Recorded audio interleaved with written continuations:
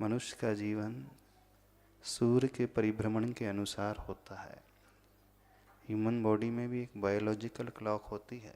जैसे जैसे सूर्य की गति होती है उसी प्रकार हमारे पूरी बॉडी का भी संचार चलता है। लेकिन आज सबका दिन जो है रात को शुरू होता है प्रायः। दिन की शुरुआत ही आपकी प्रायः लोगों की रात से होती है।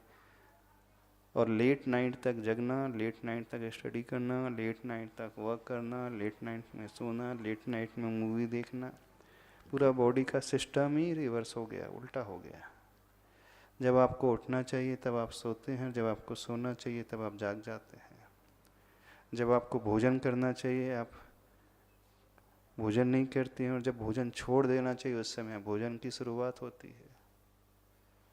पूरा उल्टा चलेगा। जैन धर्म में जो बताया गया है लाइफ स्टाइल पूरा आयुर्वेद के अनुसार, प्रकृति के अनुसार और स्वस्थ अपने आप को कैसे रखें उसके अनुसार बताया गया है। पूरा साइंटिफिक वे से बताया गया है। उसमें बताया कि रात में भोजन नहीं करना चाहिए। क्यों नहीं करना चाहिए? अहिंसा का उद्देश्य तो सेकेंडरी है। पहले आप अपने स्वयं की अहिंसा को देखें। दूसरों की हिंसा नहीं हो, अकेले हिंसा नहीं होती, स्वयं की हिंसा सबसे बड़ी हिंसा होती है। स्वयं का आघात सबसे बड़ा आघात होता है। और स्वयं की हिंसा क्या कहलाती है? जब आपकी फूड हैबिट जो है, सोने की हैबिट है, उठने की हैबिट है, वो गलत है, तो वह स्वयं की ही हिंसा हो रही है। मनुष्य के 10 प्राण होते हैं, उसमें 5 इंद्रियां भी प्राण होती हैं, मनोबल, वचन बल और काय बल 3 बल भी प्राण होते हैं, आयु और श्वासोच्छ्वास भी प्राण होते हैं।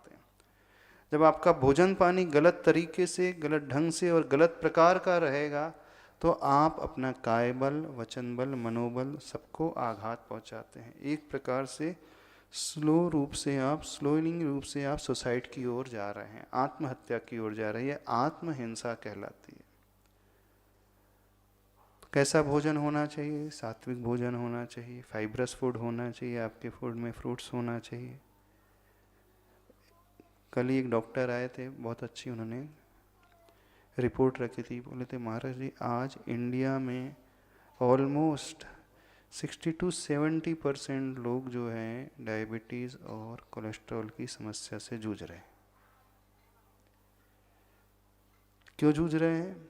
उनकी फूड हैबिट इस प्रकार की हो गई। आपका जो तेल है, रिफाइंड तेल होता है, ऑयल होता है, उस डबल रिफाइंड, ट्रिपल रिफाइंड, जितना रिफाइंड होते चले जाए उतने प्रकार के केमिकल उसमें ऐड हो जाते हैं।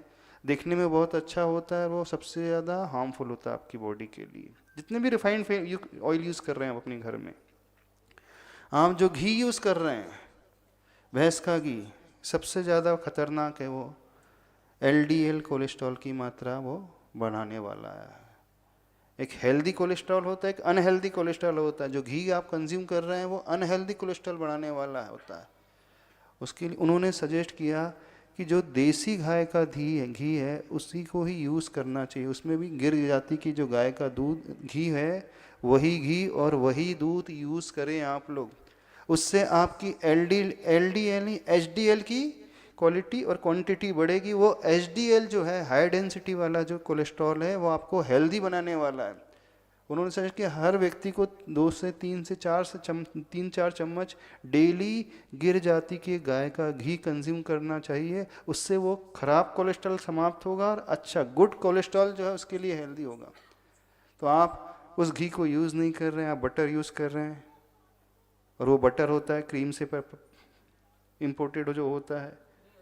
जो भी आप बटर यूज़ कर रहे हैं, इतना क्योंकि इतनी गाय है नहीं, इतने भैंस है नहीं, इतने डेयरी फॉर्म्स है नहीं कि इतना सारा मिल्क पूरी इंडिया के लिए आ सके। तो कहाँ से सारा इंपोर्ट होता है? और वो सारा का सारा होता है HF का, जर्सी गाय का वो फैट आता है, उसी से सारा का सारा दूध और उसी से सारा का सारा घी मिल रहा है। तो सबसे ज़्यादा हार्मफुल जो हो रहा है मेन रूप से रिफाइंड ऑयल, और जो आप घी कंज्यूम कर रहे हो भैंस का घी अथवा जर्सी गाय का घी। तो होना तो ये चाहिए हर घर में जो है इस प्रकार का घी बैन हो जाना चाहिए। कौन सा घी यूज़ करें आप?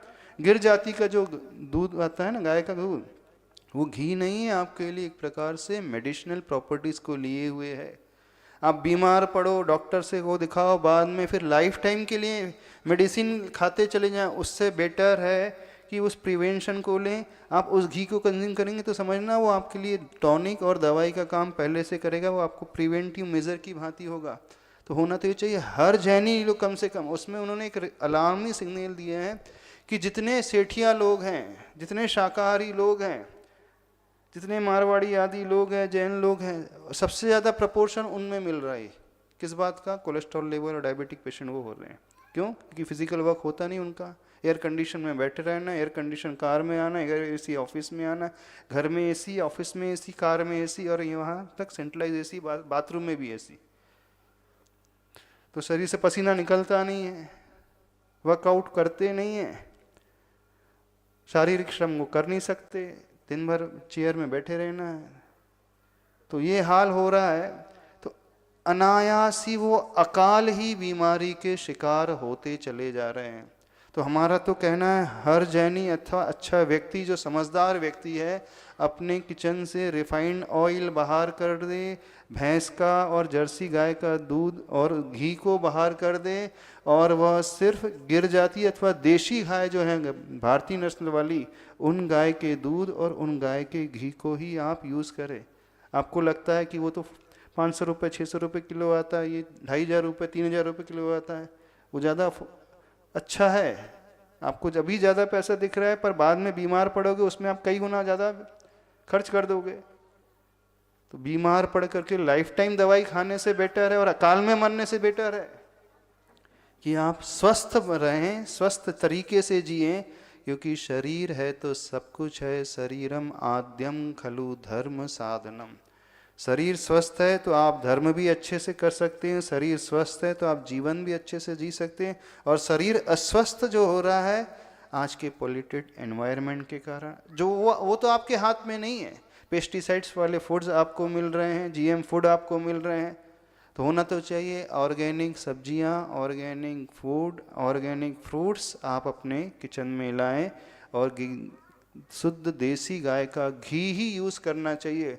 और तेल यूज़ ही करना हो तो रिफाइंड तेल यूज़ ना करके आप फिल्टर्ड तेल यूज़ करें। फिल्टर्ड ऑयल जो है वो उतना अनहेल्दी नहीं होता है, लेकिन रिफाइंड तेल सबसे ज़्यादा अनहेल्दी, सबसे ज़्यादा बीमारी पैदा करने वाला वो है। तो आपके किचन में सब कुछ अशुद्ध से अशुद्ध पहुंच चुका है। क्या तेल, क्या घी, क्या मसाले, क्या दवा, क्या सब्जियां, क्या अनाज, कुछ भी शुद्ध नहीं बचा आज। आप अपनी सुविधाओं के लिए लाखों खर्च कर देते हो, लेकिन अपने हेल्थ के लिए आप विचार ही नहीं करते, इसमें आपको महंगाई नजर आती है। तो भोजन शुद्ध बनाना सीखें और शुद्ध आहार दान देना सीखें। जो अपने से प्रेम करेगा तो वो तो अपने घर से भैंस के घी को, रिफाइंड ऑयल को बाहर निकाल देगा। सबसे पहले काम तो ये होना चाहिए। दूसरी बात, आज जो अस्वस्थता आ रही है, आप जो बर्तन यूज़ कर रहे हैं एल्यूमिनियम, हिंडेलियम के, जितने भी एल्यूमिनियम के बर्तन हैं, कुकर, प्रेशर कुकर, वो भी सबसे ज़्यादा कार्सिनोजेनिक होते हैं। इस प्रकार की उसमें से फ्यूम्स निकलते हैं जो आपकी सब्जियों को, आपके भोजन को पूरा का पूरा कंटामिनेटेड कर देते हैं। तो ऐसे ये बर्तन जो आपके किचन से निकल जाना चाहिए। आज हर घर में जो है माइक्रोवेव ओवन है ना, रिसर्च हो गए कई बार, उसमें आ गए, रिपोर्ट्स आई हैं, कैंसर के पेशेंट उससे बहुत ज़्यादा बढ़ रहे हैं। माइक्रोवेव ओवन यूज़ करते हैं आप, और एक इंडक्शन भी यूज़ करते हो, इजीली एकदम गर्म हो जाता है। ये जो मीडियम आप यूज़ कर रहे हैं उसके साइड इफ़ेक्ट्स बहुत ज़्यादा हैं। तो सबसे पहले उस प्रकार के बर्तन आप अपने किचन से बाहर निकालें, उस प्रकार के फूड आइटम अपने आप से बाहर निकालें, अपनी ईटिंग हैबिट सुधारें, मॉर्निंग में जल्दी उठना सीखें, और प्रातः उठ करके थोड़ा सा मेडिटेशन अवश्य करें। प्राणायाम और मेडिटेशन, ओम का उच्चारण करते हुए आप इस प्रकार की प्रक्रिया को अपनाएंगे तो आप बहुत ज़्यादा रिलैक्स रहेंगे। ये तो हो गई शरीर संबंधी। मन संबंधी, अपने दिन की शुरुआत मन में अच्छे विचार जाएं, कुछ अच्छे मोटिवेशनल स्पीच को सुने, कुछ गुरुओं के प्रवचन को सुने, कुछ कोट्स को पढ़ें, तो आप इन आँखों से भी कुछ अच्छा देखें, सुने तो कुछ अच्छा सुने, और आपके भीतर जो भी जाए वो कंटेंट अच्छा कंटेंट जाना चाहिए। तो उससे मन स्वस्थ होगा, वाणी की स्वस्थता आएगी, अच्छा बोले, और शरीर की स्वस्थता आएगी। हाइजीनिक फूड होना चाहिए, फाइब्रस फूड होना चाहिए, ऑर्गेनिक फूड होना चाहिए, शुद्ध तेल होना चाहिए, शुद्ध घी होना चाहिए, और जो आपके बर्तन हैं वह भी शुद्ध होना चाहिए। शुद्ध इन द सेंस, हम नहीं कह रहे कि चांदी सोने की यूज़ कर लो, कम से कम जो आपके लिए अनहेल्दी है उस प्रकार के बर्तनों को तो आप अपने किचन से बाहर निकालें। अगली बात, जो आप भोजन अपने घर में कर रहे हो, बहुत ज़्यादा लोग फास्ट फूड और जंक फूड ही कंज्यूम करते हैं। फास्ट फूड से बचने की कोशिश करो, और विशेष रूप से जंक फूड से तो और अधिक, उससे तो पहले बचो। वो ज़्यादा खतरनाक जंक फूड, सबसे ज़्यादा खतरनाक है तो जंक फूड है। जितने भी पैक्ड फूड है, ये जो आते हैं, नमकीन आते हैं, चिप्स आते हैं, वेफर्स आते हैं, कुरकुरेज आते हैं। एक किसी ने वीडियो दिखाया था आलू की चिप्स, उसने जलाया तो जलती ही रह रही थी, बहुत देर तक जल रही थी वो वीडियो में। बोले देखो ये जो आप चिप्स खा रहे हो ना पैक्ड फूड, उसमें प्लास्टिक मिला हुआ है, और जिससे फ्राई किया जाता है वह एनिमल फैट होता है। तो सबसे खतरनाक आज है वर्तमान में जंक फूड, जिसमें जो प्रिजर्वेटिव्स यूज़ होते हैं वो प्रिजर्वेटिव बहुत ज़्यादा खतरनाक है आपकी बॉडी के लिए। वो सबसे ज़्यादा कारण बन रहे हैं कैंसर जैसी बीमारी, अन्य बीमारियों के लिए। आज पंचम काल में व्यक्ति सबसे ज़्यादा अकाल मरण को प्राप्त होने वाला है, और वो स्वयं अपनी मौत को बुला रहा है। इस प्रकार के भोजन को करके, टाइम किसी के पास नहीं है, अब कौन मेहनत करे, तो सीधे ऑर्डर कर देते हैं, फास्ट फूड खाने लगते। आपको लगता नहीं है आप जो भोजन कर रहे हैं वो बासा रहता है कि ताज़ा रहता है? घर में आप बासी रोटी कितने दिन पुरानी खाते हैं? 3 दिन, 3 महीने। वो 3 मंथ्स पैकिंग वाली फूड आप कैसे खा लेते हैं? हमें बड़ा आश्चर्य होता है।